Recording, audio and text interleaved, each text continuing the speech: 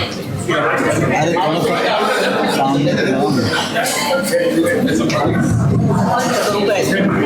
पढ़ाई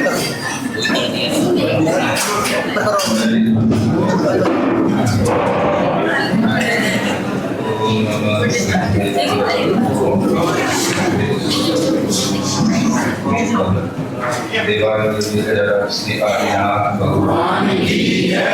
वर्तमान शासन वर्तमान महावीर भगवान की जय। परम पूज्य आचार्य गुरु श्री विद्या सागर जी महाराज की जय। आचार्य श्री समय सागर जी महाराज की जय।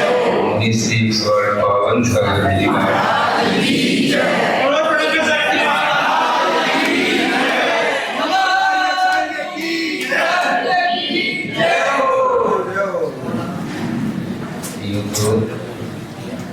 इस गायत्री नगर में आज दूसरी बार भगवान श्री जी के दर्शन हो गए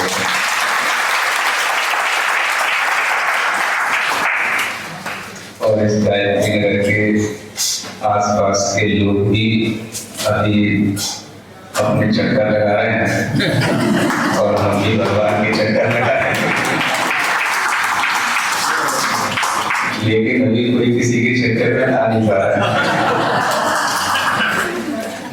आप लोग अपना मनोभाव हमेशा देव शास्त्रों की आराधना का बनाए रखते हैं, इसीलिए आपको मणि महाराज का लाभ मिल ही रहा है और हमारे संत के ज्येष्ठ मुनि महाराज हैं श्री पावन सागर जिनका लाभ आप लोगों को सहसा ही मिला होगा। आपको ज्यादा मेहनत तो करते नहीं क्योंकि आपको विश्वास रहता है कि मुनि महाराज हैं कि हमारे गायत्री तो ऐसा सोचते हुए भी जब आपकी भक्ति होती है तभी मुनि महाराज का कहीं पर रोकने का मन होता है। आप लोग अभी मुनि महाराज की सेवा करो और उनकी सेवा से जब उन्हें प्रसन्न कर दोगे तब महाराज हमसे कहेंगे हाँ तुम भी यहाँ पर आ जाना। तो अभी थोड़ा सा आप लोगों के लिए समय लगेगा, थोड़ा सा मैं अभी कहीं भ्रमण करूँ और फिर अभी लौट करके कुल मिला करके डायरी में नोट तो है कि गायत्री तो ये सब आप लोगों के अंदर जो भक्ति के भाव है ये बने रहने चाहिए। मुनि महाराज का आगमन बहुत मुश्किल से होता है। आप लोगों को लगता है कि शहर में जयपुर में बहुत सारे मुनि महाराजों का चतुर्मास हो रहा है, लेकिन वह सभी बहुत पुण्य से और बहुत प्रयासों से होता है। और अगर आपको आसपास मीरा मार्ग में, दुर्गापुर में और भी आसपास सभी मुनि महाराजों का एक साथ इस तरह से चातुर्मास इस 2024 का मिला है तो ये समझना कि आपके कई जन्मों के पुण्य इकट्ठे होकर के संयोग आपको मिला है ना। तो इन संयोगों का आपने भरपूर लाभ लिया ही है। आगे भी जब तक और भी चातुर्मास प्राप्त हो चुका है, बोनस चल रहा है तो ये भी सब आपको तरह तरह से लाभ मिल रहे हैं और आप लोग मुनि महाराज की सेवा करें। महाराज बहुत अच्छी व्याकरण के बहुत अच्छे जानकार हैं, महाराज बहुत अच्छे संस्कृत के विद्वान हैं। अब तो लोगों को संस्कृत तो पढ़ना ही है, हिंदी पढ़ रही बहुत है, लेकिन अगर आप ऐसे मुनि महाराज की सेवा करेंगे तो आपको अपने आप सरस्वती का विद्या का लाभ होगा। ऐसा जो है आचार्य ने कहा है, आप ज्ञानियों का सेवा करेंगे तो आपको ज्ञान की प्राप्ति होगी, आप तपस्वियों की सेवा करेंगे तो आपको तप की प्राप्ति होगी। तो हमेशा गुणों की प्राप्ति करने के लिए मुनि महाराज का वंदन, सेवन इत्यादि जो जीव निश्चल भाव से करते रहते हैं उनका हृदय अपने आप सम्यक दर्शन, ज्ञान, चारित्र के गुणों से वृद्धि को प्राप्त होता रहता है। तो भगवान की भी पूजा करना, मुनि महाराज की भी पूजा करना, इसीलिए कहा गया वंदे तद्गुण लाभे, कि भगवान मुझे आपके गुणों की प्राप्ति हो। तो ऐसे श्रेष्ठ मुनि महाराज का आप पहले खूब अच्छे से सेवा करो, है ना। और फिर जब महाराज प्रसन्न हो जाएंगे तब फिर महाराज हमको दोबारा फिर बुला लेंगे, जैसे बुला लिया तो ऐसे ही प्रसन्न है भाई। फिर इस तरह के मनोभावों से आप लोग गुरु भगवान की भक्ति करते हुए देव शास्त्र की आराधना करें। आगे कार्यक्रम निश्चित है, इसलिए लेट न हो जाए। इतना ही। पूरी महावीर भगवान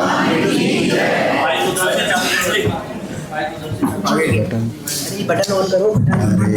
बोले परम पूज्य मुनि श्री पावन सागर जी महामंडराज की, परम पूज्य मुनि श्री पांचुड़म सागर जी महामंडराज की। आइए पूज्य मुनि श्री पावन सागर जी महाराज जी के चरणों में बारंबार नमोस्तु नमोस्तु नमोस्तु से पूज्य गुरुवर हम सभी को आशीर्वाद नमोस्तु। जय बोलो शांतिनाथ भगवान की जय बोलो चिंतामणि पार्श्वनाथ भगवान की अहिंसा परमो धर्म की चारित्र चक्रवर्ती आचार्य शांति सागर महाराज की परम पूज्य संत शिरोमणि आचार्य गुरुवर विद्यासागर महाराज की परम पूज्य अभिनव आचार्य गुरुवर समय सागर महाराज की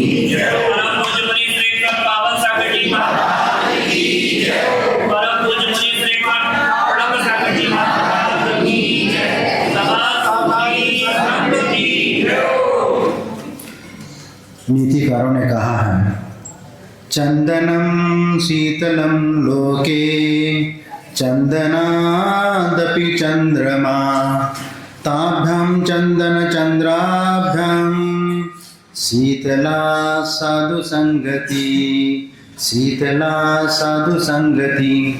इस लोक में सबसे शीतल वस्तु यदि कोई है तो वह है चंदन, और उस चंदन से भी शीतल वस्तु यदि कोई है तो वह चंद्रमा। क्योंकि गर्मी के आताप से पीड़ित व्यक्ति जब चंदन का लेप लगा लेते हैं तो उनको एक जो ठंडक मिलती है वह एक अलौकिक ठंडक मिल जाती है।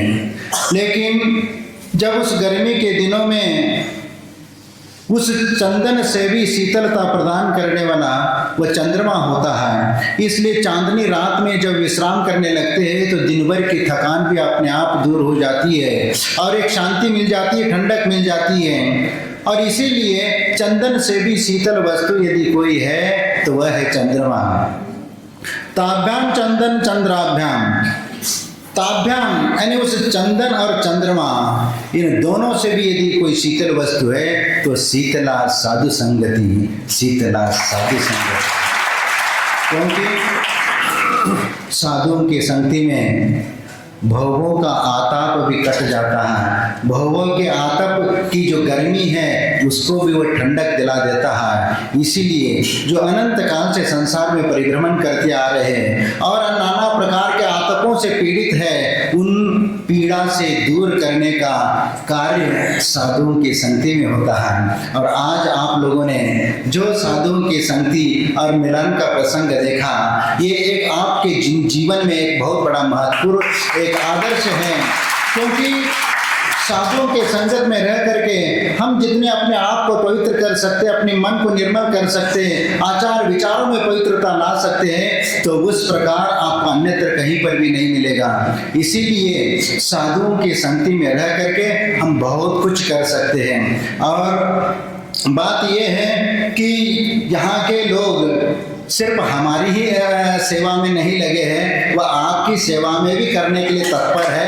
इसलिए आप वह विकल्प न करें कि यहाँ पहला जो महाराज है उनकी सेवा करें फिर प्रसन्न हो जाए। हम तो वैसे ही प्रसन्न हैं, हमारे लिए कोई वह दिक्कत नहीं है। इसीलिए आप यहीं पर रह लें और यहीं पर लोगों को लिए थोड़ा सा लाभ मिलेगा तो इन लोगों को भी थोड़ा सा आनंद होगा और सत्संग का लाभ प्राप्त हो जाएगा तो निश्चित इनके जीवन में भी चार चांद लगेगा।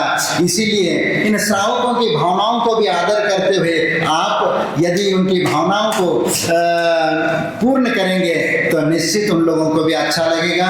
हाँ, आपको आगे कहीं जाना है, ये भी हमारे लिए महत्वपूर्ण बात है, क्योंकि वहाँ पहले से कोई कार्यक्रम फिक्स है। इसीलिए फिर भी लेकिन लौट करके यहीं आना है, ये हमें ध्यान रखना है।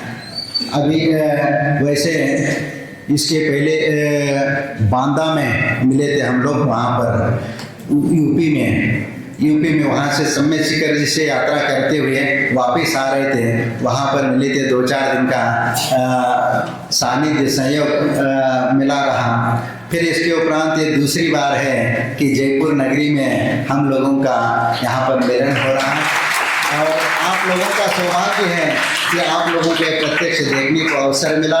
और इसके साथ ये भी बात है कि थोड़ा सा हमारे बारे में वो बता रहे थे कि हम संस्कृत का ये हैं, लेकिन स्वयं भी संस्कृत के बहुत बड़े विद्वान हैं। ऐसा नहीं है कि वो उन्होंने भी कई टीका ग्रंथ लिखे हैं और इसीलिए ज्ञान के मामले में कोई कम नहीं है। इसीलिए मोक्ष मार्ग में हम सब साथ में अपने आत्म कल्याण की ओर बढ़ करके हम अपना आत्मा का उद्धार करेंगे।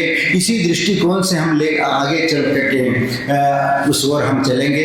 इसलिए आप लोगों से भी यही कहना चाहूँगा कि इसी प्रकार सत्संग का सानिध्य का लाभ लेते हुए अपने जीवन का उद्धार करना, अपना आत्मा का कल्याण करना है। क्योंकि इस प्रकार का शुभ अवसर तो बहुत कम समय में मिलता है, क्योंकि इस दुर्लभ मनुष्य जीवन को प्राप्त करने के उपरांत भी सत्संग के सानिध्य का यदि लाभ नहीं उठा सकते तो हमारा जीवन व्यर्थ है। इसीलिए एक कवि ने कहा है कि दुर्लभ नर भव पाना, इसको नहीं गवाना, मूर्ख ने चिंता मन पाया, फेंक उसे जब काग उड़ाया, उसका गुण नहीं जाना, इसको नहीं गवाना। देखो एक लकड़हारा जिस प्रकार लकड़ी काट करके वह बेचने का काम करता था, एक दिन गर्मी का समय और ऊपर से सूर्य का तपन, नीचे धरती का तपन और गरम गरम हवाएं चल रही हैं और ऐसे में लकड़ी का गट्टा सिर के ऊपर रख करके चल रहा था। और ज़्यादा गर्मी के कारण वह एक वटवृक्ष के नीचे विश्राम करने लगता है और वहीं पर वह बैठ जाता है। लेकिन गर्मी के कारण उसको प्यास लगने लगी थी, इसलिए उसके मन में इच्छा हुई कि थोड़ा सा कुछ पीने के लिए पानी मिले। लेकिन उसके पहले जहाँ पर बैठने के लिए जो स्थान तय किया था, उस स्थान को पहले साफ सफाई करके वह बैठने लगा। और उस समय कंकड़ पत्थरों को साफ करते समय वहाँ एक चमकीला पत्थर मिला। उसने सोचा कि ये बहुत अच्छा सुंदर पत्थर है, तो घर में चटनी पीसने में काम आ जाएगी, इसलिए उनने अपने हाथ में रख लिया।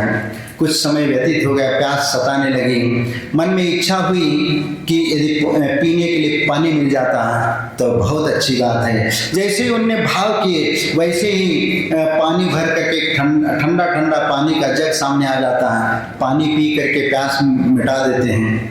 कुछ समय और निकल जाता है, इसके बाद भूख सताने लगती है तो मन में भाव आ गए कि यदि खाने के लिए कुछ मिल जाता तो कितना अच्छा होता। जैसे मन में विचार आया वैसे पंच पकवान की थाल भर करके उसके सामने आ गई और 56 भोग लगे हुए वह सब थाल देख करके उनने देखा कि जिंदगी में इस प्रकार की कभी थाल देखी नहीं थी। और वह उसके ऊपर टूट पड़ जाता है कि दोबारा मिलेगा क्या नहीं मिलेगा, ऐसा सोच करके वह इतना ठूस करके भोजन कर लेता कि दोबारा ऐसा चीज मिले ना मिले। इसीलिए इतना वह डट करके भोजन कर लेता है कि कहीं पर भी जगह शेष नहीं बचती। और इतना होने के बाद फिर वह बैठ जाता, बैठने की भी अब हिम्मत नहीं थी। जैसे तैसे वह जमीन पर बैठ जाता है, लेकिन कंकड़ चुभने लगते हैं। विचार करता है कि यहाँ पर एक अलग खटिया होता तो कितना अच्छा होता। जैसे ही मन में विचार किया वैसे खटिया की जगह पलंग आ जाता, पलंग बिछ जाता है। फिर पलंग पर बैठते बैठते मन में विचार आया कि इसके ऊपर यदि डंलप की गद्दी होती तो बहुत अच्छा। जैसे सोचा वैसे डंलप की गद्दी आ गई, तकिया भी आ गया और इसके ऊपर लेटने लगता है और लेट करके विश्राम करने लगता है। और कुछ समय पश्चात वह नींद लगने वाली थी, इतने में उस पेड़ के ऊपर एक कौवा आ जाता है। और कौवा आ जाता है तो काव काव जोर जोर से चिल्लाने लगता है और इसकी नींद हराम हो जाती है। और ये विचार नहीं कर पाता, आओ देखा ना ताओ देखा, गुस्सा आ गया, नींद हराम कर रहा है। इसीलिए पलंग से नीचे उतरने की भी हिम्मत नहीं थी, इसलिए जेब में रखा हुआ जो पत्थर था वो उसका उठाया और कौवे को उड़ाने के लिए फेंक दिया। जैसे ही वह पत्थर फेंका वैसे ही कौवे ने उस पत्थर को पकड़ा और लेकर चला गया।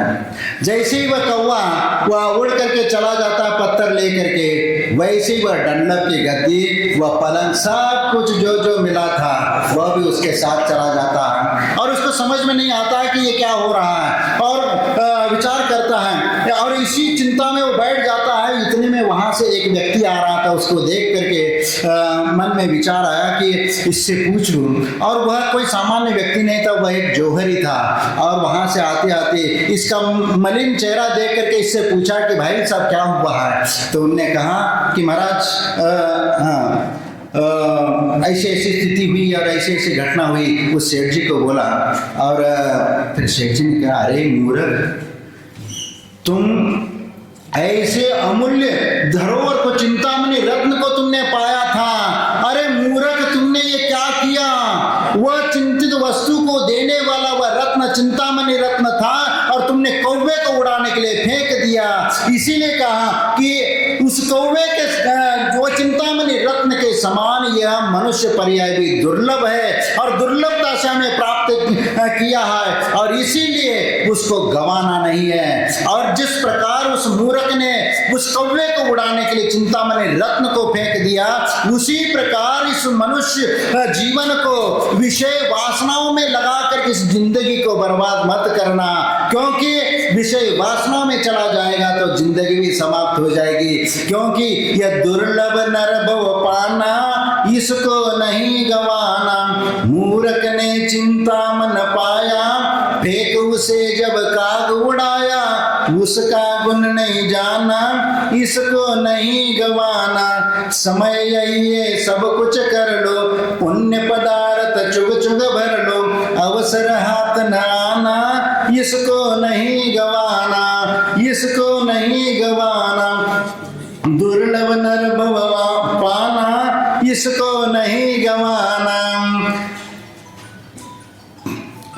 और इसीलिए हमें इन सब बातों को देखने से बहुत दुर्लभता से समय मिला हुआ है, ये मनुष्य पर्याय मिली है, और इसकी सार्थकता यही है। सुत आरी नारी काम नहीं आवे, धन अरु धाम पड़ो रही जावे। आखिरी पछताना, इसको नहीं गंवाना। इसलिए मैं आप लोगों से यही कहना चाहता हूँ कि इस दुर्लभ मनुष्य जीवन को सुंदरता से ढाने के लिए और सुंदर जीवन व्यतीत करने के लिए हम यदि संत सत समागम को प्राप्त करके अपने जीवन को सुधारने का, संस्कारित करने का प्रयत्न करेंगे, तो महाराज को भी यहाँ पर आना पड़ेगा। और आप लोग भी अपना भावना रखिए, निश्चित आप लोगों की भावना भी पूरी होगी। जय बोलो महावीर।